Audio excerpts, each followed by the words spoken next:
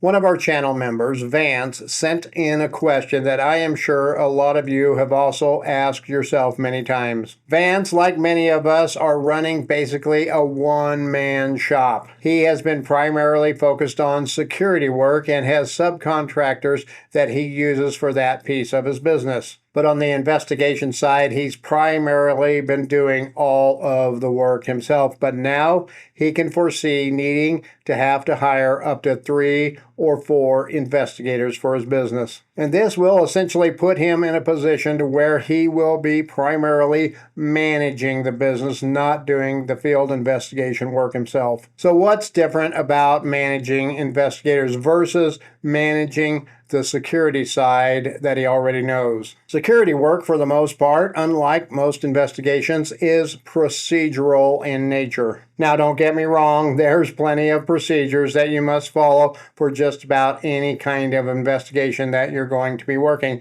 but they're not all identical. And I know in security work, not every job is going to have the same procedures, but they're all going to have similar procedures. And one of those primary procedural rules is to follow the procedures. But when you're looking at investigations, especially in things like surveillance, once the surveillance starts, the investigation really takes on a life of its own. This in and of itself really requires the investigator to have to make a lot of decisions on the fly depending on the circumstances that are happening at that time. This video is sponsored by OREP Insurance and Working PI Magazine. OREP is a leading provider of private investigator liability insurance.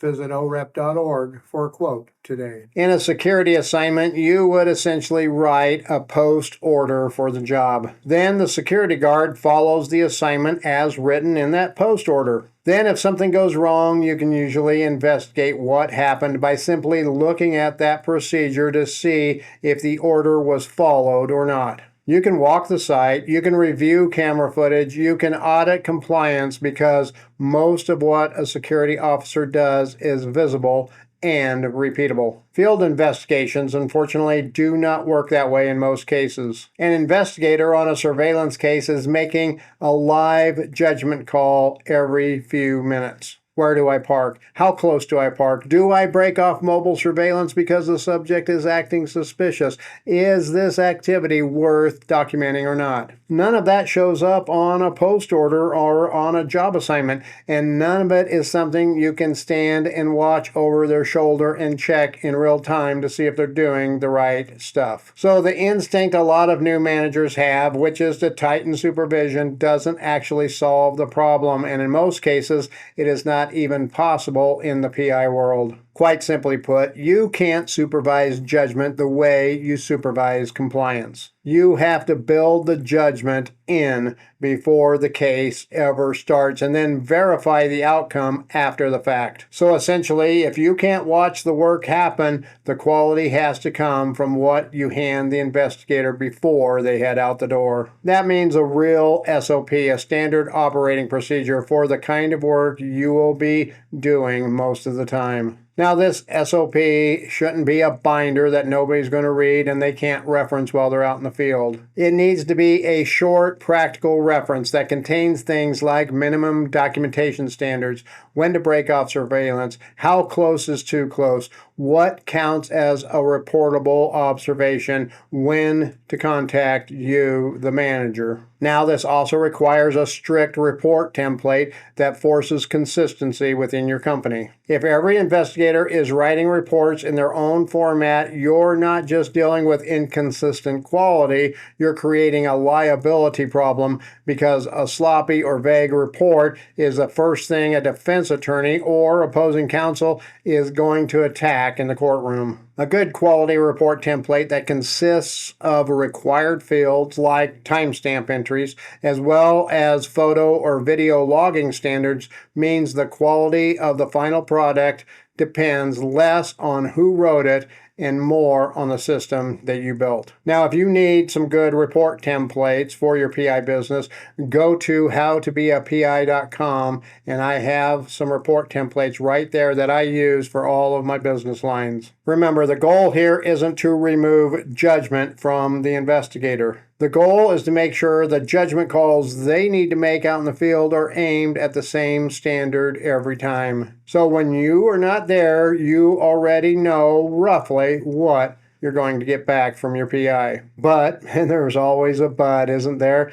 You still have to verify the quality of the work. Standards on paper mean nothing if nobody checks whether they're being followed. Take time to schedule and audit every single case as it is being worked and when it is closed. When the investigator closes out the case, walk through it from the beginning to the end. Does the timeline in the report match what the video timestamps show? Does the photo evidence inside the report support the narrative of the report? Are there gaps of time that aren't explained? And a big one is, did the investigator comply with the investigative requests that you made? These are things like when to start, when to check in, what to document, when to send updates, reports, and other work product.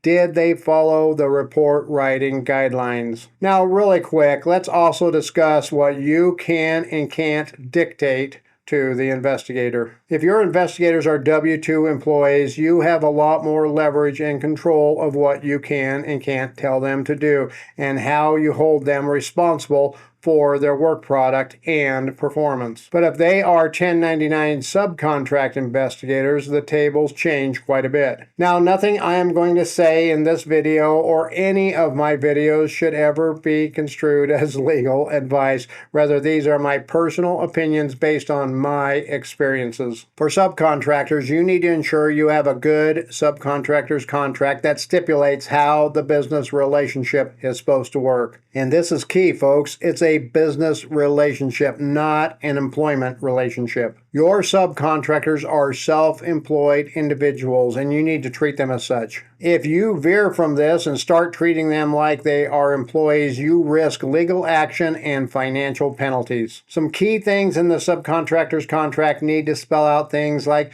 the services they're going to provide, how will they be compensated, what expenses you will reimburse, requirements for insurance, and an independent contractor clause which states they are an independent contractor, not an employee. Now, if you need a good subcontractor's contract, you can get one by going to howtobeapi.com. I have a solid subcontractor contract there that I use for all of my subs that covers just about everything. And one other thing you need besides having the contract in place is having your own assignment procedures to follow to ensure you are not treating the subs as employees. When I send out a job, I explicitly state in the email dates I need them to work, times I need them to start, when I need them to provide updates, when I need the final report and video turned in, and any other pertinent information to that assignment. Then I ask if they are able to work this case. Notice, I did not expect them to work the case. I inquire if they can or cannot work the case. When they reply to take the case, they have essentially accepted those terms for that case along with the terms as outlined in their contract. Now, what if they don't take the case? What do you do now? Can you fire them if they don't take the case? Well, if they don't take the case, then you need to find another investigator who can take that case, or you have to do the work yourself. Yep, just because you're the manager, don't assume you won't be doing some of the field work yourself. And as far as firing them, well, no, you can't fire them. They are subcontractors, independent contractors, independent individuals running their own businesses. They have the right to accept or deny any work assignment you send them, just like you have the right to accept or deny any work from a potential client that calls you. You, on the other hand, have the right to not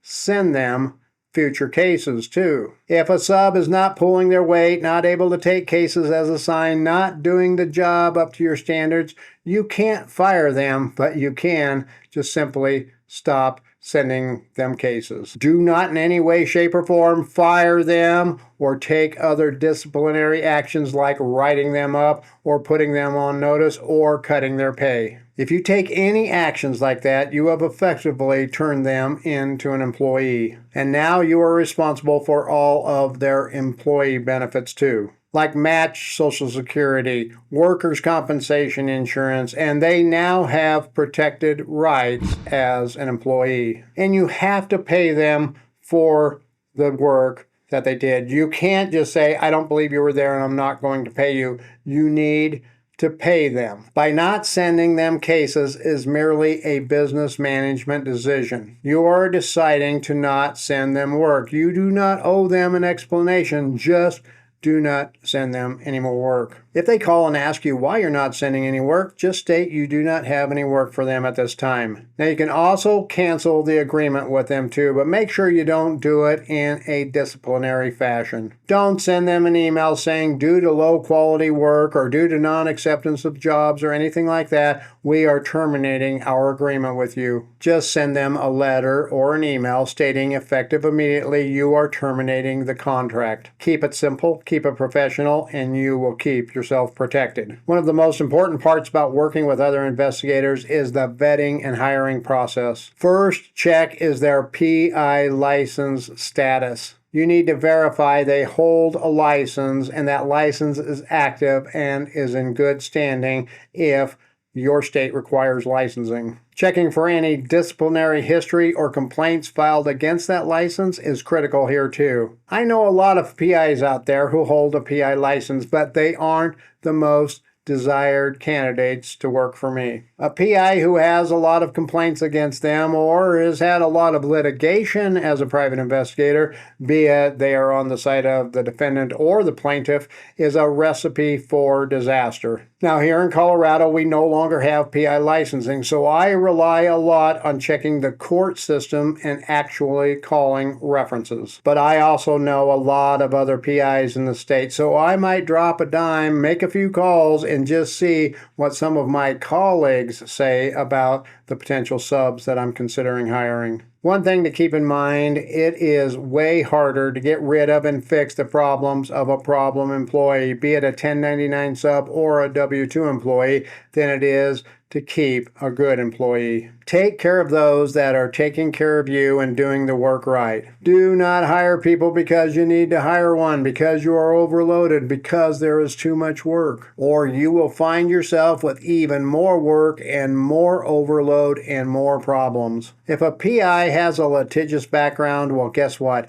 He will sue you just as easy as he sued the last guy, regardless of how defensible your contract and your work procedures are. Also, do not hand a new hire your most sensitive and important cases. Start them with routine stuff, and if possible, start them working with other investigators. I know, that cuts into the profits, but OJT, on-the-job training from an experienced PI, goes a long ways to ensuring the new PI understands the processes. And many times that experienced investigator they're working with may very well be you. Remember this. Resumes and interviews tell you if someone looks and sounds competent. Seeing how they perform in the field, how they follow instruction, and how they react under pressure, though, can tell an entirely different story. I have even been known to send a new hire out on a trial case. I don't tell them it's a trial case, and many of these aren't even real cases. I create a short case, like an activity check on a business, and have them go out to document everyone who comes and goes from that business for a short period of time, like maybe 2 to 4 hours. And I pay them for that time, but then I can evaluate their report writing, video editing, and instruction following skills without risking a real case. And I don't use that evaluation to hammer them over the head and tell them how to do it better. I use it to tell me how to instruct them better to ensure they are set up for success. Many times the mistakes an investigator makes out in the field, especially new PIs, is because they don't fully understand the scope of the work assigned and the expectations that I have. So fine-tuning my methods helps them, it helps me, and it helps my business. Now regarding pay, you have several options too. You can pay hourly, you can pay mileage, you can pay travel time, you can pay only field time, you can pay travel time plus some mileage, plus some field time, or any formula you wish. Just make sure it is spelled out in your contract and never deviate from it no matter what, even if it's going to cost you. It is a contract. You must abide by that contract, even if they do a lousy job. You can't withhold compensation because of poor work product. And you can't just cut their hourly pay for future jobs either without a new or amended contract. So make sure you can live with the agreements you make in those contracts. Now you can change the terms of compensation within the assignment, sort of, when you assign the job. But I only do this if I am paying them more or sending a non-standard case to them. For instance, if I'm sending a case where they have to spend the night at a hotel, I may include in the assignment email,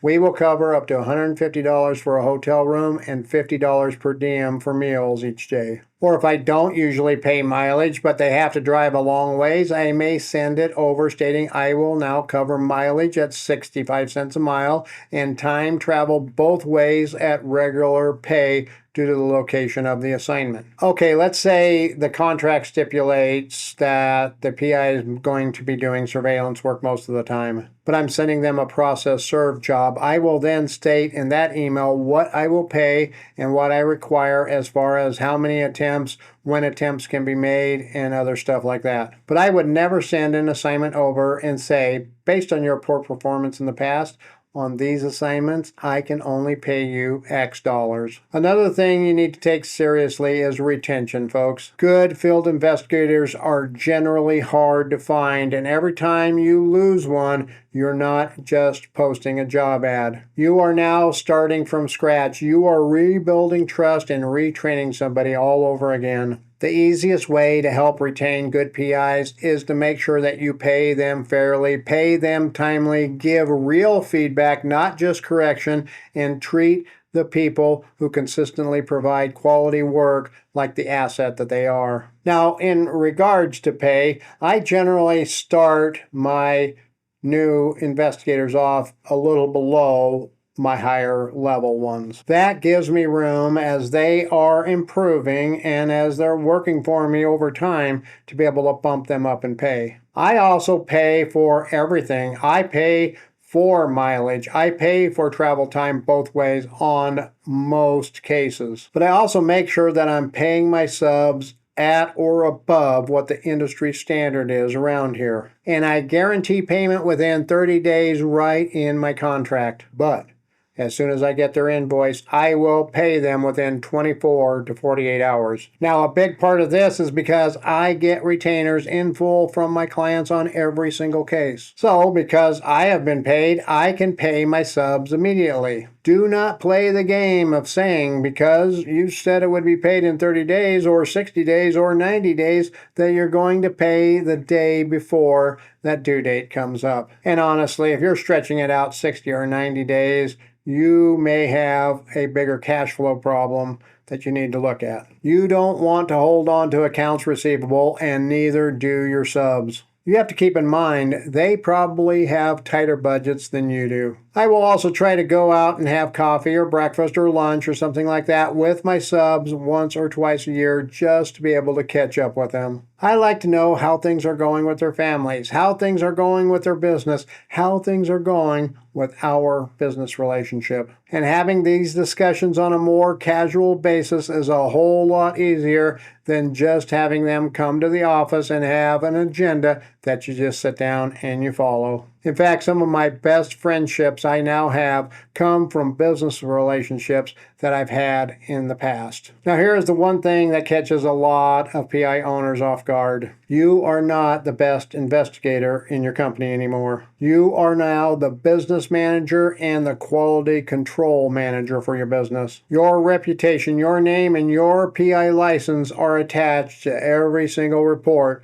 that goes out that door. And you know what? That's uncomfortable for a lot of folks out there, especially if they are used to being the one that does all the work. One rule of thumb I always hold myself to is to never hold my employees, be it subcontractors or regular employees, to the same standards I hold myself to. If my subs are consistently failing or having issues in certain areas, I have to look at that as a problem in my processes, my procedures, and the way I am doing things. What can I do to improve my job as the manager of the business that will help them produce a higher quality piece of work product? After all, I am the business manager now. That's the job I have. I need to work on building my new skill levels in the role of being a manager. Now, if this video has been helpful, please go down and hit that thumbs up button, hit that subscribe button, and if you would like to learn how you can support the PI Guide channel, then click that join button down below